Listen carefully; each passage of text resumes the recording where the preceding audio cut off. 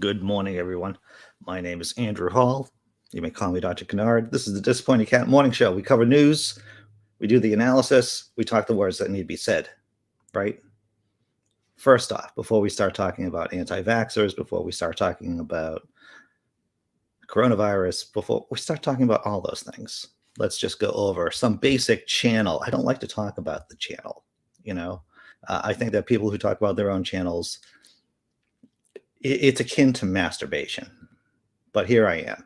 Oh, what did I just get yesterday? Channel violation. I got a warning. I didn't get a strike. But it was because of the show that I did yesterday, the show about anti-vaxxers and excrement and, the actual news piece, right? Because what we do here, it isn't just analysis.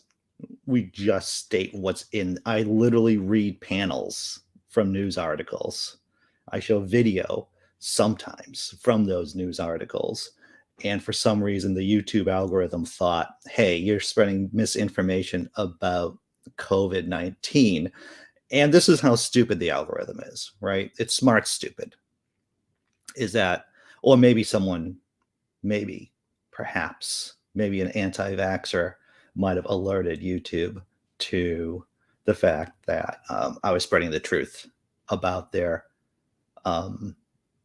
horrible, nasty death cult that is the anti-vaxxer movement. Because, of course, I'm streaming now on Twitter as well as on Facebook. And so a wider audience is watching the show, everyone. And I'm sure that just means I'm just pissing off more people. And that's good because that's my job. That is my job here, is to irritate and entertain. So once again, I got one strike. I have a potential strike. I have a warning. I've been told that if there's another issue with me, I won't be able to stream or upload a video for a week. I might have to set up a second account. I'm not sure. But hey, just wanted to let you all know this as we move forward. I hope you're all doing well today. Good morning, Jessi Bear. All right. So just to let you know, too, that in case I do go dark here, in case I get a week ban, there are a variety of different other areas that you can stay connected with me on Facebook, on Twitter, on Instagram. I'm on all those platforms. And of course, I'm doing my blog, my little blog, up until the big blog comes online, only Sky.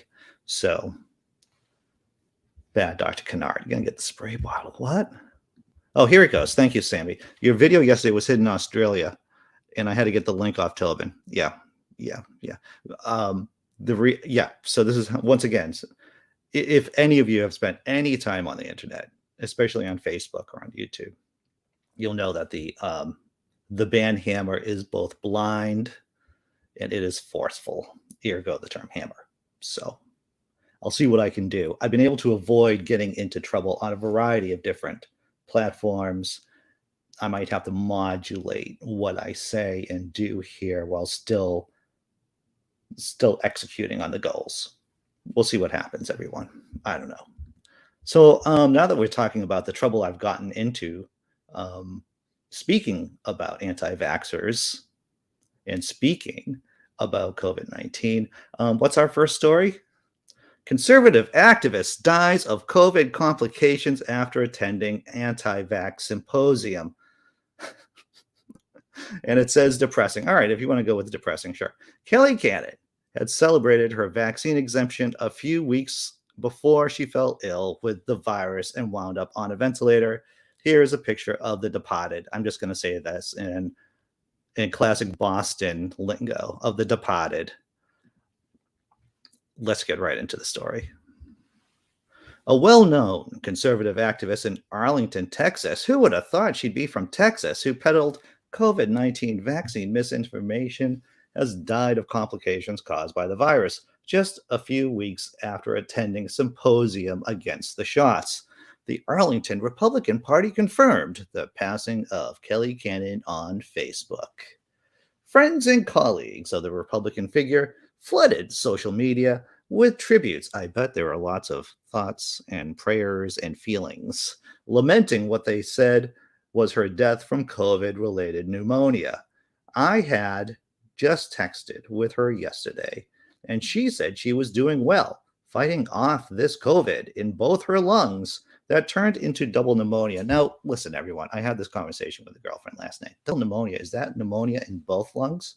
Or is that like a double dose of pneumonia in both lungs? I don't know. I don't know. Probably someone in the chat smarter than I am knows this. So I am quite shocked to get the news, wrote one friend who identified herself as Jennifer Talbot Frank. I'm going to cough for a minute. I'm sorry. I'm going to mute my mouth. Yeah. Clean living, everyone. Canon had announced on Facebook in November that her employer granted her a religious exemption for the COVID-19 vaccine. No jabby for me. Praise God, she wrote at the time. And this is the kind of level of intellectual acuity that we have here. She gets a religious exemption from her employer, and she writes down, no jabby for me. This is the level of emotional maturity we have with anti-vaxxers. Praise God, all in caps, of course, she wrote at the time. Canon was prominent in Republican circles for her grassroots organizing and campaign to ban red light cameras in Arlington. She also made headlines in 2017 for going public about sexually explicit photos allegedly sent to her by then GOP Representative Jill Barton, a scandal which ultimately ended in Barton stepping down. More recently, Canon had been outspoken critic of COVID-19 vaccine mandates and pandemic-related restrictions. In one of her final Facebook posts, Canon shared several links to speeches she attended at a COVID symposium in Burleson in early December, devoted to dissuading people from getting the COVID-19 vaccines that are currently available. What's that? I know someone said it somewhere who's listening. She effed around and now she found out. The event was organized by God Save Our Children, which bills itself as a conservative group that is fighting against the experimental vaccines on our children. Now we don't pick on everyday people who've been fooled by anti-vaxxers, people who don't have the cognitive abilities to figure out what is real and what isn't, right? But it's people who have a large platform, people who are out there pushing this story, this evil story about this thread about not getting vaccinated, lies about the vaccine. Those are the people we target here on this channel. Oh, okay. Canon had shared similar content on Twitter, where her most recent post was a YouTube video featuring claims that the coronavirus was planned in advance of the global conspiracy. As news of her death spread Tuesday, pro-vaccine commentators flooded her Facebook page with cruel comments and mocking memes, while her supporters unironically praised her for being a warrior for liberty to the very end. A warrior for liberty. It's a death cult, everyone. The MAGA crowd, it's a death cult. And this is just another example of Kelly Canon, who, praise God, never had to get her jabby jab.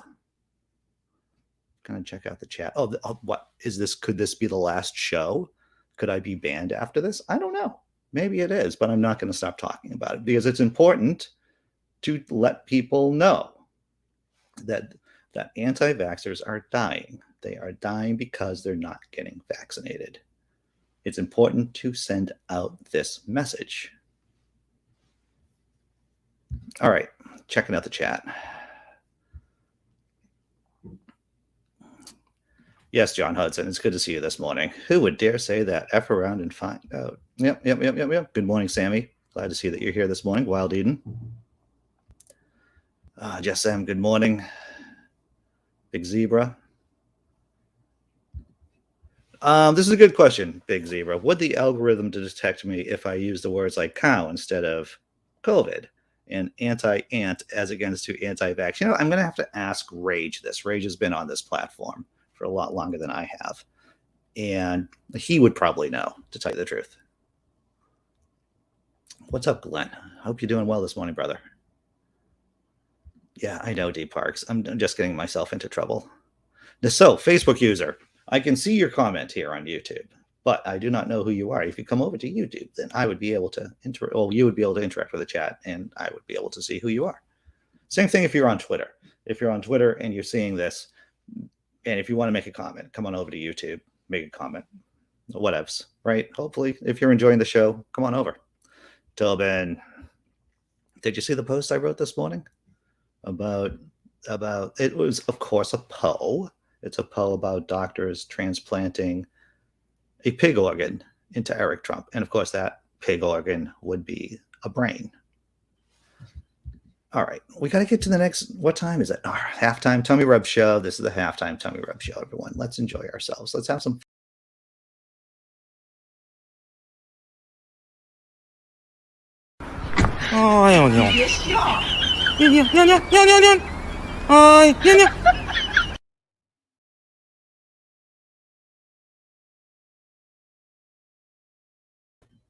I'm just going to play it again.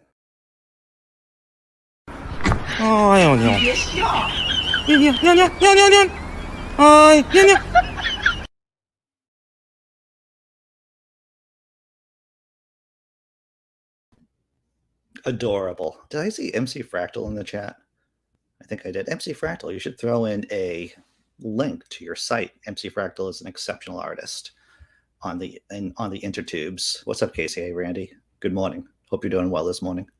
All right. So what? Let's get to the next story, right? Because we know that this show only goes till 9:25, and then there's the open room for humanists, atheists, progressives from 9:30 to 10:30. So we got to wrap things up in the next 12 and a half minutes, right? So many other stories to cover. What's this? Okay, I'm going to jump to this story right here. Prisoners who find God just as likely to reoffend as those without religion. What? Is that really true? Is there a scientific study that shows that? Yes. Yes, there is. It turns out that being religious has no effect whatsoever on whether or not you're going to commit crime once you leave prison. Religion was found. Okay, so here's the study, everyone. I'm going to give you a nutshell. I'm going to synopsize it. I'm going to synopsis the synopsis. Is that while you're in prison, religion can make you feel better, right? Religion can make you feel better when you're in prison. However, when you leave prison, religion doesn't help you whatsoever. That's what this study says. And it makes sense that religion will make you feel better in prison, because what we've seen time and time again, the literature is clear that when human beings are in horrible environments, they will instinctually turn to faith. They will instinctually turn to religion as a balm, as a salve, as a way to make themselves feel better. And so the results, the outcomes of the study is pretty clear. It's something that we would expect. All right.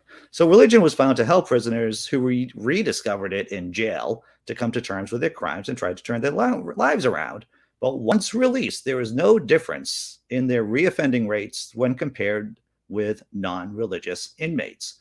Other offenders with declining faith were also likely to find prison increasingly depressing and only used religion to fill the time while inside. The research, based on the detailed analysis of 174 inmates, challenges claims that religion can act as a catalyst for rehabilitation.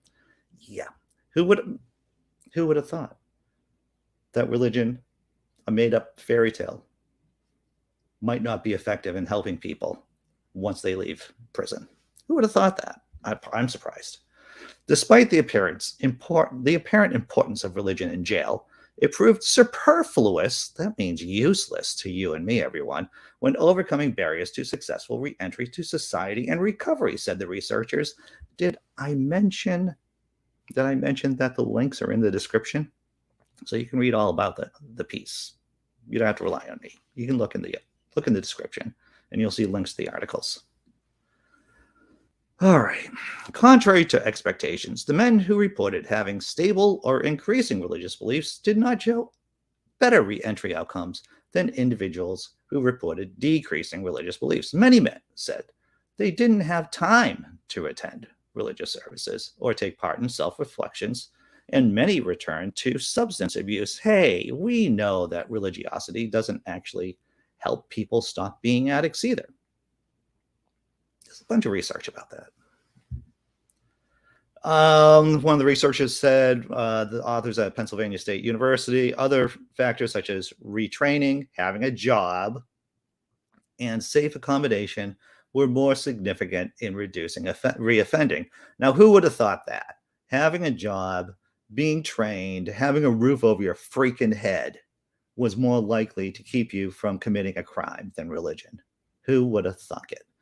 Numerous barriers, including finding and maintaining jobs, securing housing, renewing ties with family and others, prevent religion from effectively supporting the reentry process for many incarcerated men, which can encourage relapse, said Mr. Said, who happens to be one of the authors.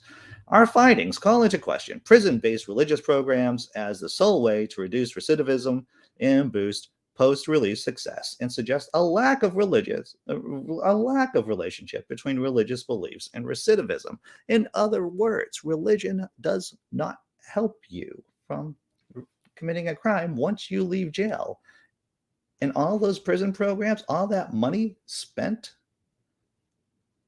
to keep prisoners faithful, to help them see the Lord, wasted.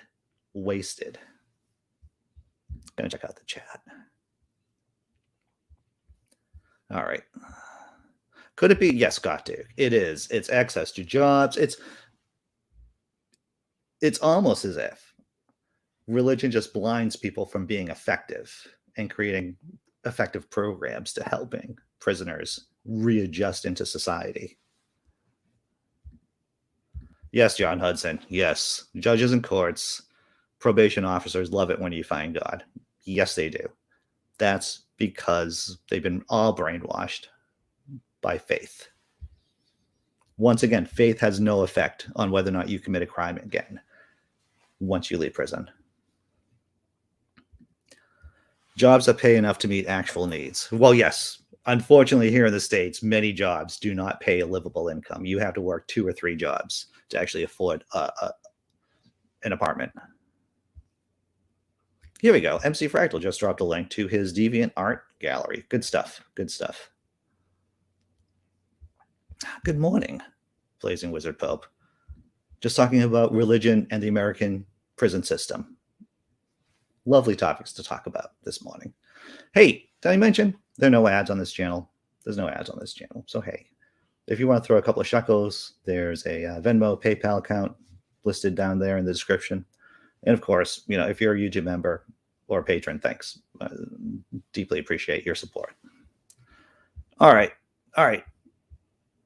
Oh, here we go. Some of the worst criminals are the most religious. Yeah. Well, Josh Duggar is one of them. Exactly. We as in the royal sense of we, have another story to talk about in the waning moments of the show. T-cells from common colds can provide protection against COVID-19. It's a study. You can see the link to the description below. The study, which began in September 2020, looked at levels of cross-reactive T-cells generated by previous common colds in 52 household contacts of positive COVID-19 cases shortly after exposure to see if they went on to develop infection. It was found that the 26 who did not develop infection had significantly higher levels of T-cells than people who did get infected. Imperial did not say, this is from the Imperial College in Britain, everyone. So what they found is that if you've had T-cells from multiple colds, because, you know, colds are just another form of the coronavirus, right? Then that offers some protection against COVID-19.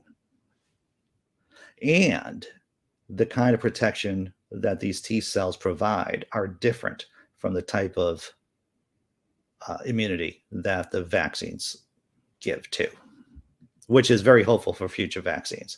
We found that high levels of pre-existing T-cells created by the body when infected with other human coronaviruses like the common cold can protect against COVID-19 infection, said study author Ria Kundu. The authors of the study, published in Nature Communications, said that the internal proteins of the SARS-CoV-2 virus, which are targeted by the T cells, could offer alternative targets for the vaccine makers.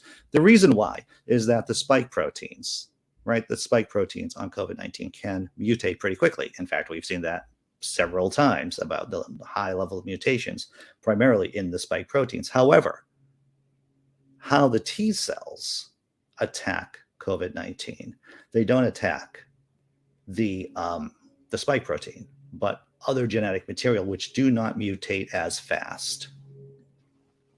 Current COVID-19 vaccines target the spike protein, which mutates regularly, creating variants such as Omicron, which lessen the efficacy of vaccines against symptomatic infection.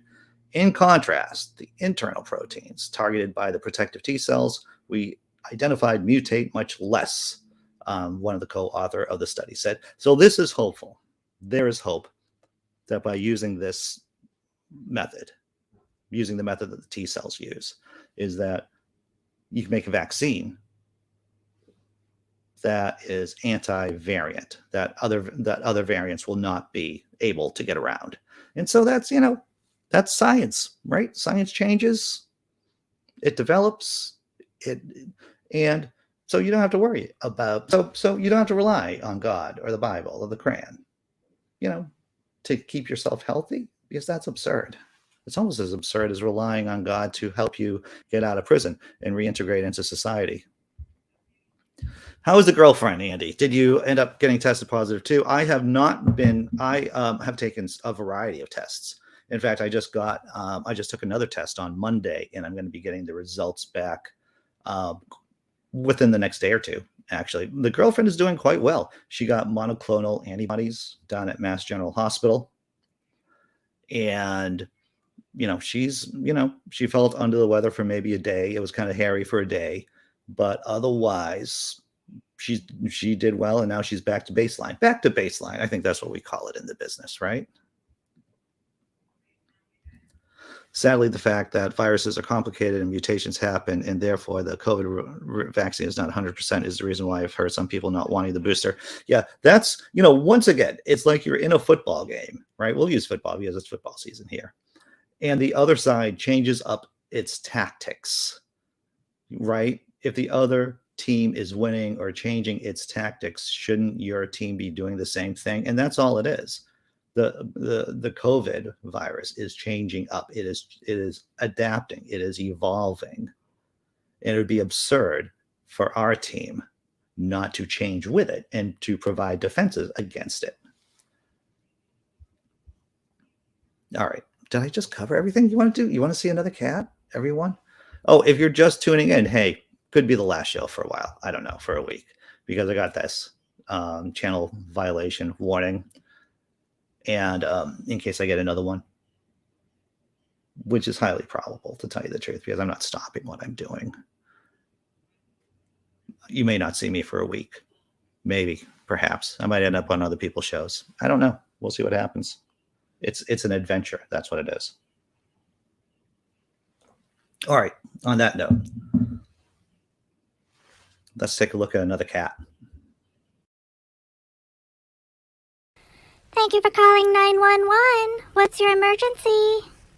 Hi, it's me again. My person went to bed again, and it's been hours again, and she still hasn't gotten up again. Do you have wood floors or carpet? Wood floors. Okay, and what time is it where you are? About 3 a.m.? Okay, go ahead and tip over a lamp right onto that wood floor and then run across her face, okay? Okay. Okay, great. Talk to you tomorrow night. 911, what's your emergency? Hi, my person went to bed a few hours ago. Okay, and... do you have wood floors or carpet? Oh, it's carpet in the bedroom. Okay, and how are your stomach contents looking? Have you eaten recently? Because you're going to want to stick that paw right down your throat and all that up onto the carpet right at the foot of the bed. And get some of it on a shoe if you can.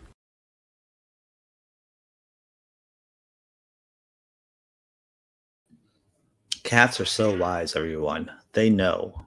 They know us. They know what they want. All right, going to check in. Hello, John Christian. Hope you're doing well this morning. All right. So this is it. This is the end of the show. We're going to be doing the second show at 9:30. If you want to be on the panel, the link is in the description below. I hope you show up. I hope you contribute, because it's always better when there's more people in the panel, to tell you the truth. I'm not going to lie to you on that. On that note, I'll see you in a few minutes, everyone. Thanks again, patrons, YouTube members, people who toss me the odd shekel.